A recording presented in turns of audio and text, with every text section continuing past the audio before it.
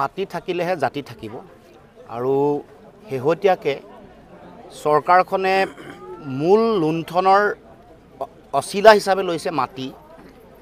অসমৰ বিভিন্ন প্ৰান্তত মাটি তেওঁলোকে এনেকৈ দখল কৰিছে, অধিগ্ৰহণ কৰিছে, বহুজাতিক কোম্পানীৰ হাতত অৰ্পণ কৰিছে, নতুবা নিজৰ পৰিয়ালে সেই মাটিক লক্ষ্য কৰি তেওঁলোকে তেনেকুৱা ধৰণৰ মাটি তেওঁলোকে মানুহৰ পৰা আজৰি লৈছে।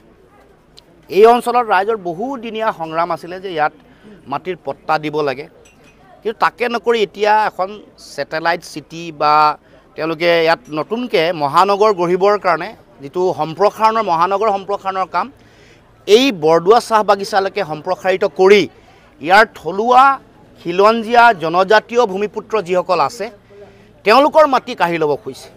প্ৰায় 3000 পৰিয়াল, ৰাভা আছে, বড়ো আছে, কাৰ্বি আছে, গাৰো আছে, আদিবাসী আছে, সকলোৰে মাটি তেওঁলোকে কাঢ়ি তেওঁলোকৰ যিটো মূল লক্ষ্য বেলেগক বহু মানে আম্বানী আদানীক দিয়াৰ যিটো লক্ষ্য, অমৃত শ্বাহৰ পুতেকক দিয়াৰ লক্ষ্য, এই লক্ষ্য পূৰণ কৰিব খুজিছে। গতিকে আমি এই যিখন সংগ্ৰাম চলি আছে এই সংগ্ৰামৰ প্ৰতি পূৰ্ণ সমৰ্থন আমি আগবঢ়াইছোঁ। ইতিমধ্যে আমি আমাৰ বিভিন্ন ধৰণৰ চিন্তা দৃষ্টিভংগী জনগণৰ আগত আমি তুলি ধৰিছোঁ যে কেনেকুৱা ধৰণৰ ভয়ংকৰ ষড়যন্ত্ৰ তেওঁলোকে লিপ্ত হৈছে। মানুহৰ খিলঞ্জীয়া মানুহৰ মাটি অধিগ্ৰহণ কৰা, গুৱাহাটীৰ টাউনৰ মাজত 28 বিঘা, গুৱাহাটী চিটিৰ মাজত 28 বিঘা মাটি তেওঁলোকে ল'বলৈ ইতিমধ্যে অধিগ্ৰহণ কৰিবলৈ সিদ্ধান্ত গ্ৰহণ কৰিছে কাহিলীপাৰাৰ ওচৰত। এতিয়া ইয়াত আকৌ হাজাৰ হাজাৰ বিঘা মাটি। গতিকে আমি আমাৰ মাটি ৰক্ষা কৰিব লাগিব। আমাৰ মাটি, আমাৰ ভাষা আৰু আমাৰ সংস্কৃতি আমি ৰক্ষা কৰিমেই, এইটো আমাৰ সকলোৰে অংগীকাৰ। আৰু ৰাইজকো আহ্বান জনাইছোঁ, এনেকৈ তেওঁলোকৰ যিটো মাটি কাঢ়ি লোৱাৰ যিটো ষড়যন্ত্ৰ এইটো সকলোৱে একেলগে ইয়াক প্ৰতিৰোধী সংগ্ৰাম গঢ়ি তুলিব লাগে। যদি মাটি এনেকৈ কাঢ়ি লৈ যায় অসমীয়া জাতি এটা অঘৰী জাতিলৈ পৰিণত হ'ব।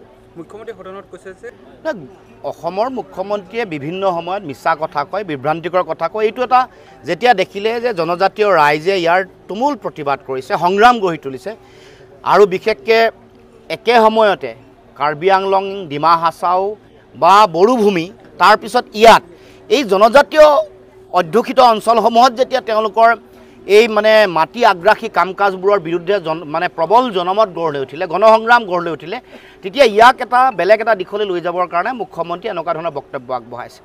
আৰু এই গোটেই সংগ্ৰামখনক বিপথে পৰিচালিত কৰিবৰ কাৰণে এতিয়া আকৌ মুছলমান উচ্ছেদৰ কামো আৰম্ভ কৰিছে, যাতে এই জনজাতীয় অঞ্চলসমূহত কৰা এনেকুৱা ধৰণৰ মাটি অধিগ্ৰহণ বা মাটি কাঢ়ি লোৱা কথা বতৰাবোৰ যাতে বেলেগ এফালে গতি কৰে, তাৰ কাৰণে এতিয়া উচ্ছেদ কৰিবৰ কাৰণে তেওঁলোকে চিন্তা চৰ্চা কৰিছে।